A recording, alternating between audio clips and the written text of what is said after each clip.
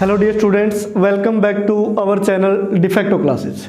Dear students, आज की video के अंदर हम चैप्टर नंबर 2 स्टार्ट करने वाले हैं। इससे पहले हमने चैप्टर नंबर 1 पढ़ा था।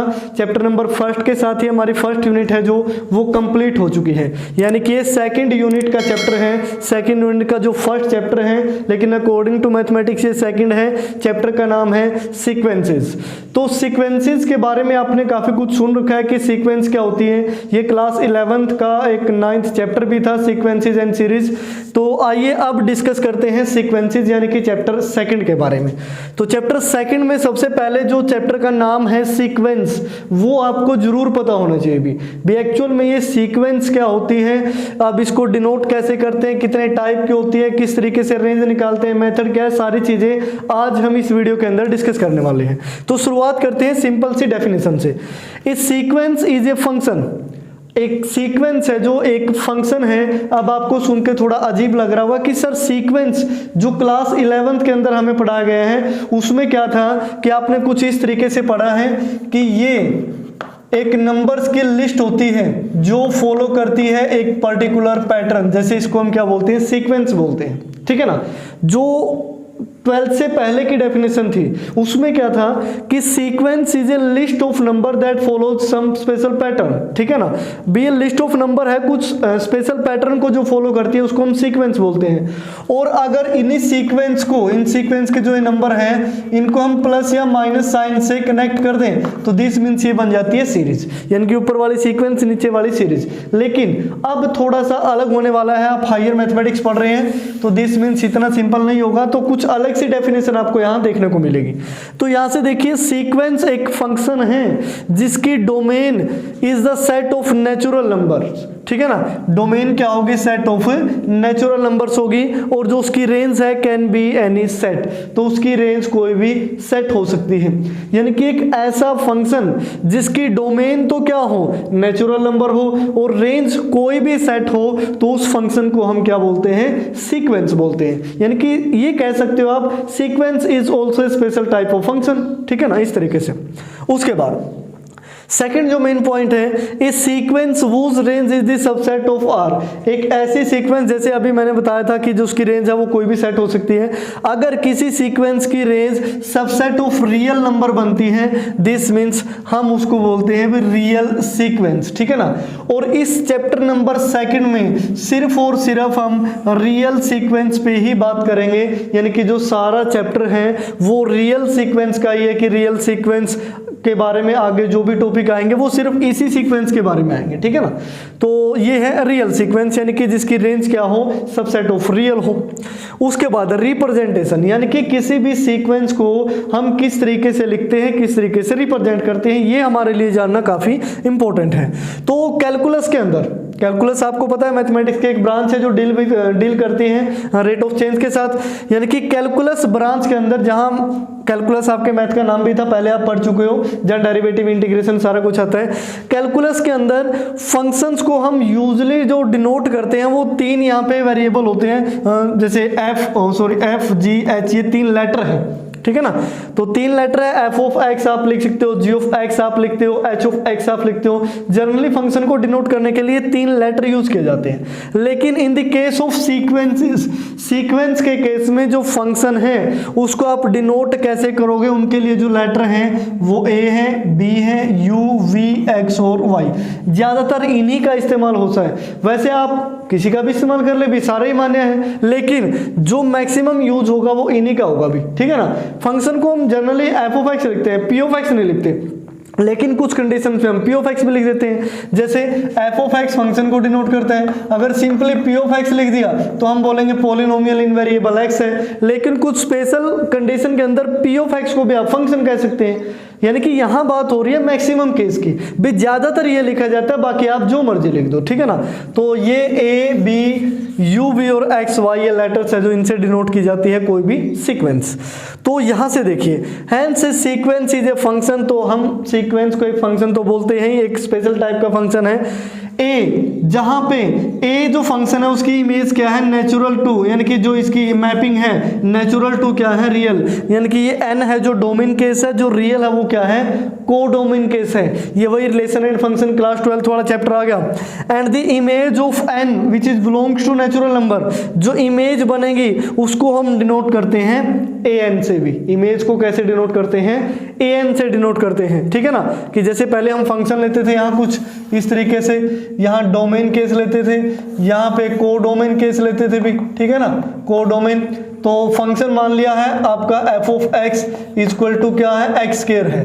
तो आप 1 रखते हो तो वैल्यू 1 आती है, -1 रखते हो तो भी वैल्यू 1 आती है, 2 रखते हो तो आप 4 आता है, -2 रखते हो तो भी 4 आता है।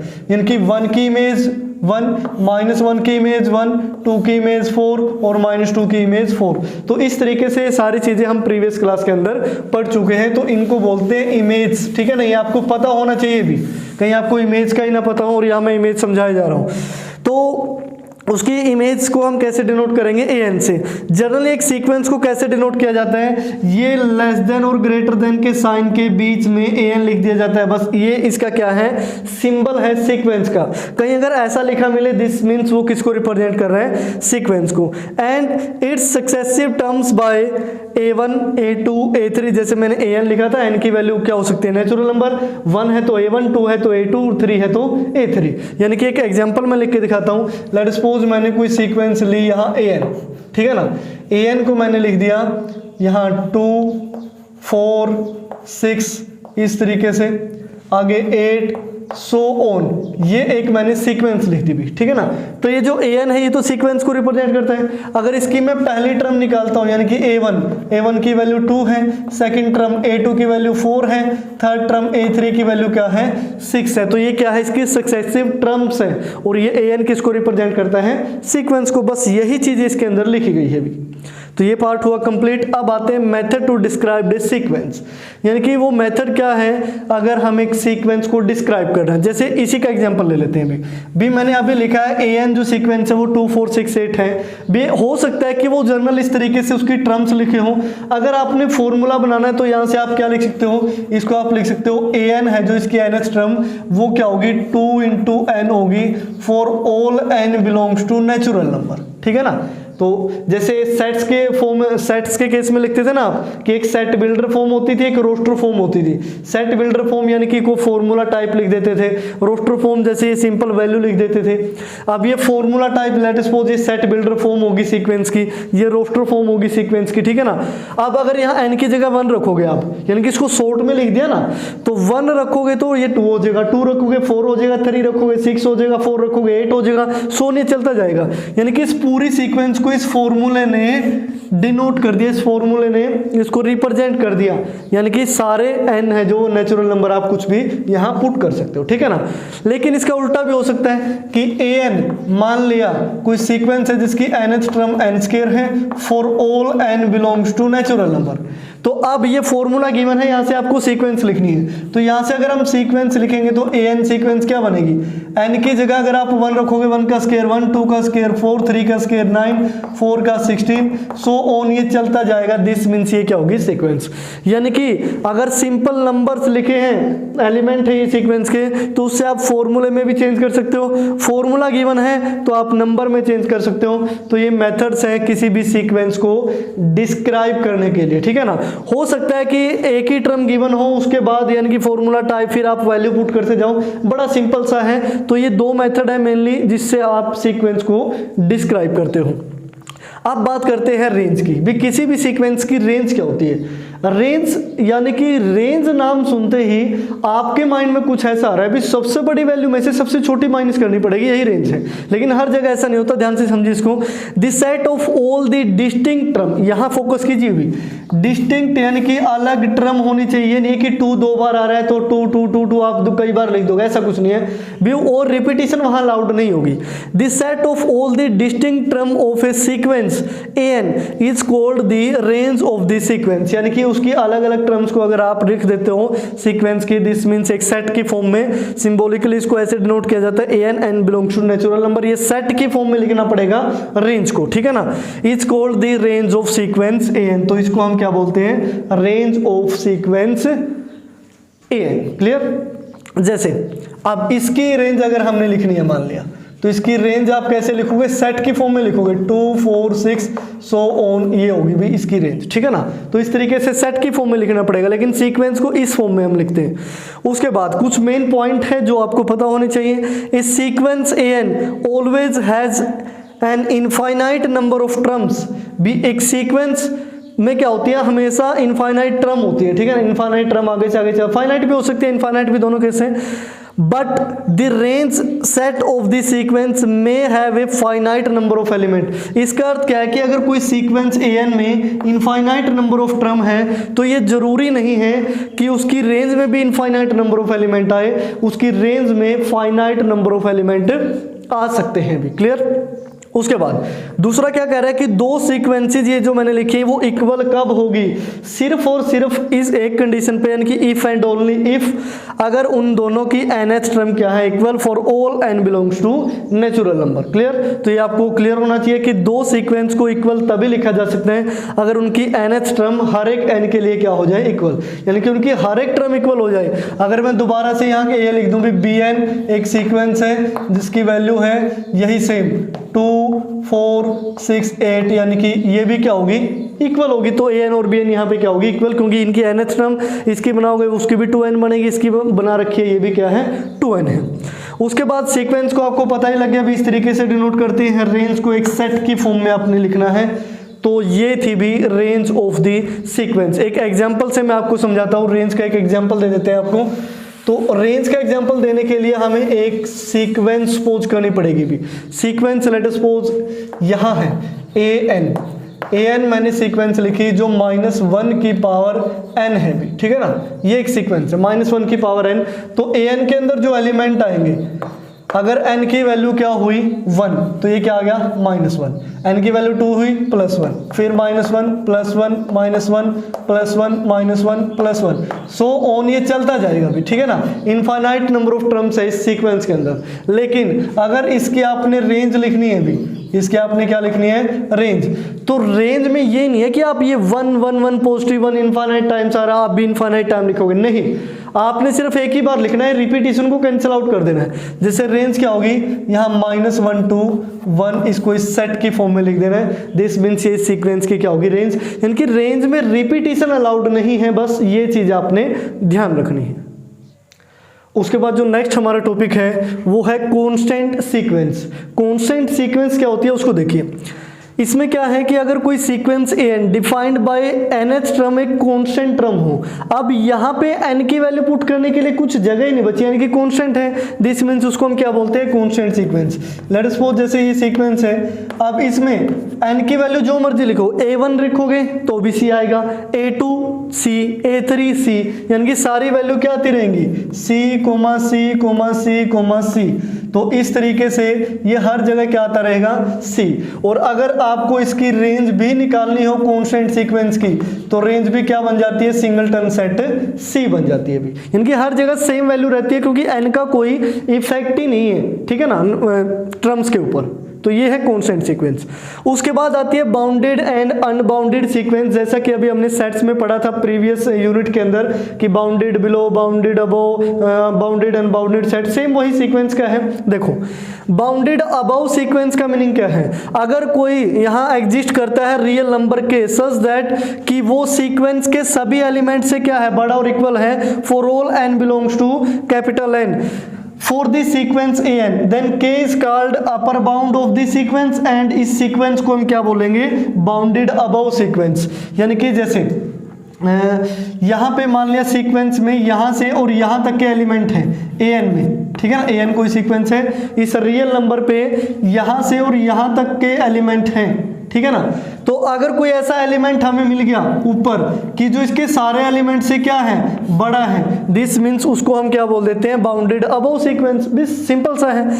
बाउंडेड बिलो सीक्वेंस का अर्थ क्या होता है कि अगर कोई ऐसा एलिमेंट हमें मिल गया यहाँ पे कि जो इसके बाकी सारे एलिमेंट से क्या है, छोटा है, दिस मीन्स उसको हम बोलते हैं बाउंडेड बिलो। यानी कि k एक ऐसा एलिमेंट है जो लेस देन इक्वल टू है an हर एक टर्म के लिए, for all n belongs to natural number for the sequence an, ठीक है ना। यानी कि सीक्वेंस के जितनी भी टर्म्स है सभी से छोटा क्या है, k इक्वल भी हो सकता है, छोटा भी हो सकता है, यानी कि दोनों चीज है। तो दिस मीन्स वो क्या होगा, उसको हम बोलेंगे बाउंडेड बिलो सीक्वेंस। क्लियर। ऐसे ही बाउंडेड सीक्वेंस वही सेट वाला काम हो गया जिसका लोअर बाउंड भी एग्जिस्ट करे, अपर बाउंड भी एग्जिस्ट करे, दिस मीन्स उस सीक्वेंस को हम क्या बोलते हैं, बाउंडेड सीक्वेंस। बस क्लियर सी डेफिनेशन है कि अगर वहां दो नंबर k1 और k2 इस तरीके से एग्जिस्ट करते हैं कि k1 तो हर एक एलिमेंट से लेस देन इक्वल टू है और k2 हर एक एलिमेंट से ग्रेटर देन इक्वल टू है, for all n belongs to n for the sequence an, this means उसको हम क्या बोलते हैं, बाउंडेड सीक्वेंस। तो सेम एज इट इज है अनबाउंडेड अबव और अनबाउंडेड बिलो। जैसे ये एग्जांपल लिखा है मैंने सीक्वेंस का an 1 2 3 4, अगर मैं बोल रहा हूं भी अपर बाउंड फाइंड आउट करो तो आप क्या बोलोगे, सर अपर बाउंड यहां पे एग्जिस्ट नहीं करता। अगर अपर बाउंड एग्जिस्ट नहीं करता तो इसको हम बोलते हैं अनबाउंडेड अबव सीक्वेंस, यानी कि अनबाउंडेड अबव सीक्वेंस, यानी कि अपर बाउंड नहीं एग्जिस्ट करता। अगर इसी सीक्वेंस को मैं इस तरीके से लिख देता, एक दूसरा एग्जांपल ले लेता हूं मैं, यहां से भी यहां मैंने डैश डैश लगा के 0 1 2 3 और 4 यहां कर दिया बंद। अब इसका जो क्या लोअर बाउंड एग्जिस्ट करेगा, कोई लोअर बाउंड एग्जिस्ट नहीं करेगा।